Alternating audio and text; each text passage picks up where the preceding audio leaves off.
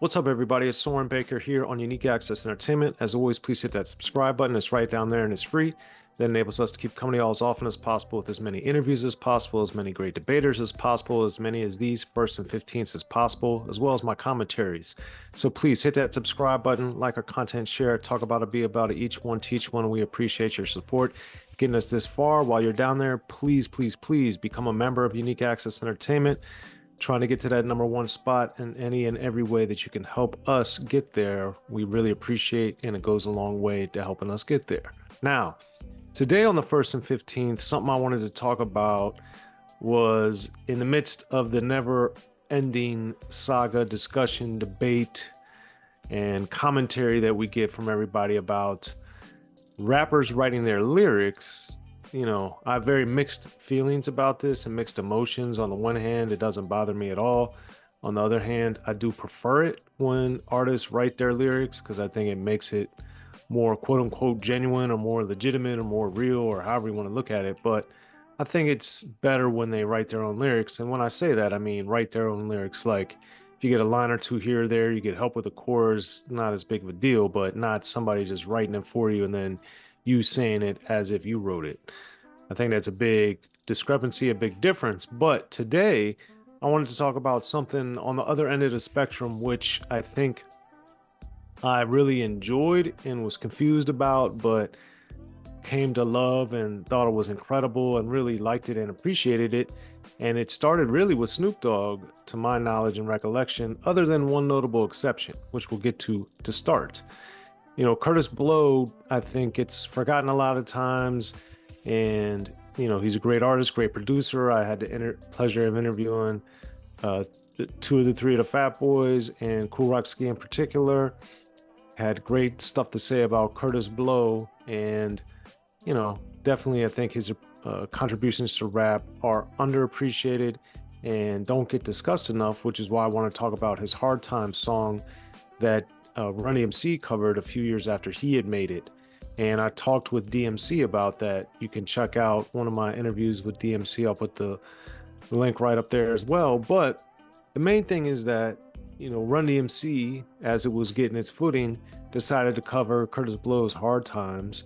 And that was an important record for them because it showed that they were aware of what was going on, both Curtis Blow and Run-DMC. But Run-DMC, of course, was one of the main reasons that rap crossed over and got so big after the initial success of Rapper's Delight.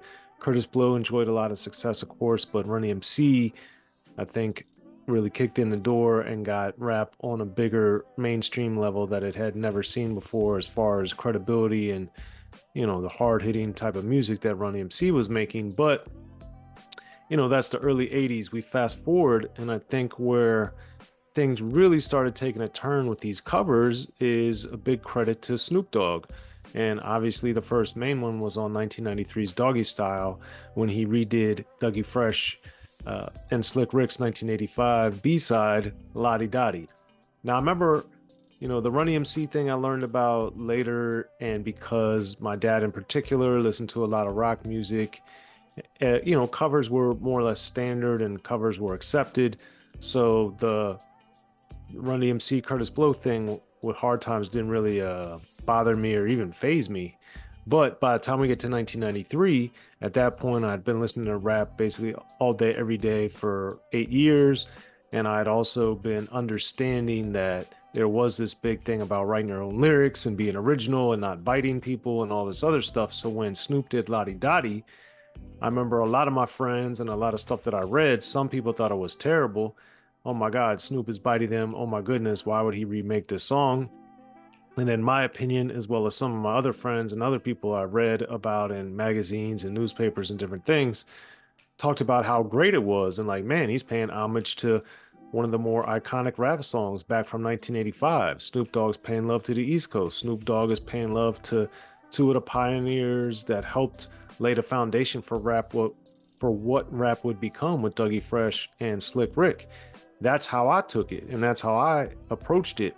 And, of course, the first version is really just a beatbox, but with Dr. Dre in your corner, Dougie Fresh and Slick Rick didn't have that advantage, but Snoop Dogg did. So there's a beat, there's music, there's stuff going on.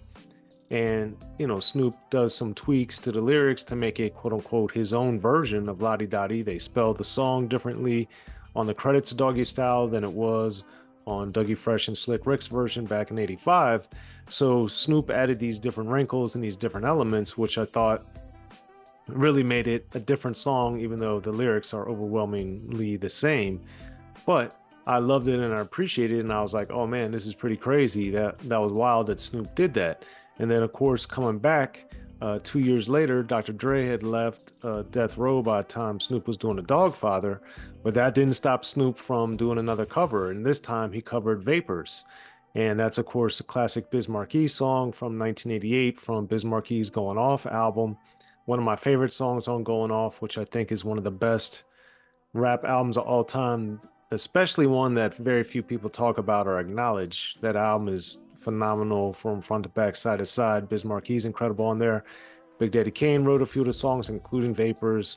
He's incredible on there, has an appearance. And then, of course, Marley Marl handling the production, did a great, if not phenomenal job, which I would say he did there. But like Snoop did with Lodi Dodi with Vapors, which is a song about Biz Markie rapping about his crew with Cool V, Biz Markie, TJ Swan, etc. Snoop flips that and makes it about his crew. So, that was really awesome to see how Snoop was able to take another story, like Lodi Dodi's a story.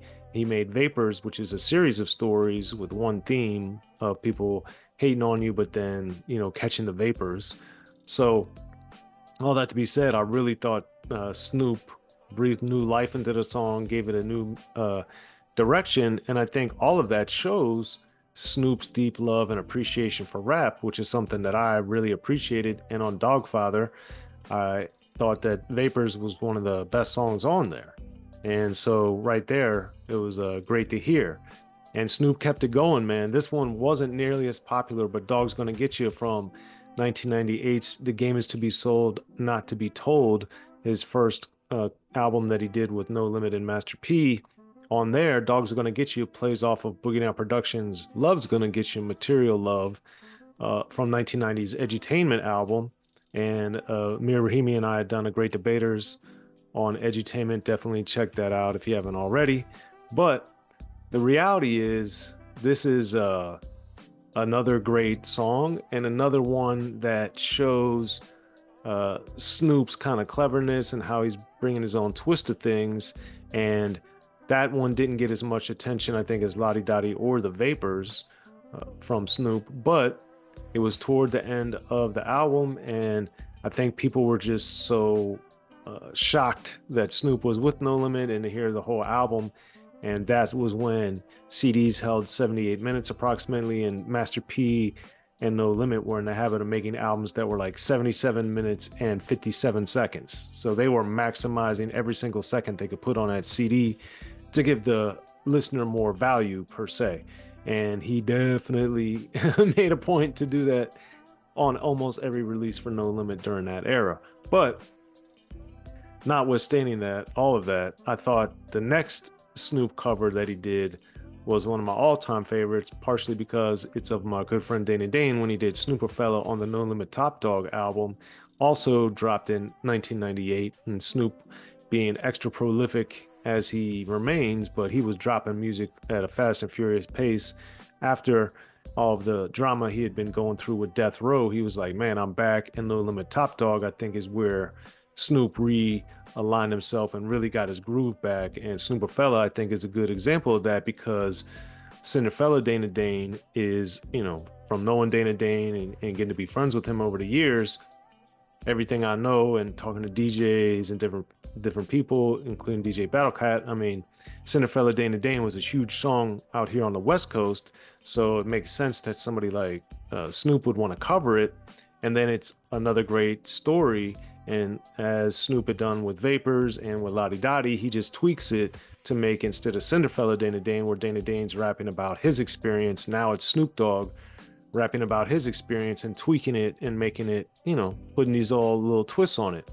So all that to be said, to me, that is an exciting wrinkle and something that was unexpected. And I remember after Doggy Style And after the Dogfather, I kept wondering, like, oh man, what's Snoop gonna do this time? What's Snoop gonna cover? What's Snoop gonna do? And then he does Boogie Down Productions and he does Dana Dane on consecutive albums. And to me, right there, you're paying homage to Dougie Fresh and Slick Rick. You're paying homage to Biz Markie. You're paying homage to Boogie Down Productions. You're paying homage to Dana Dane.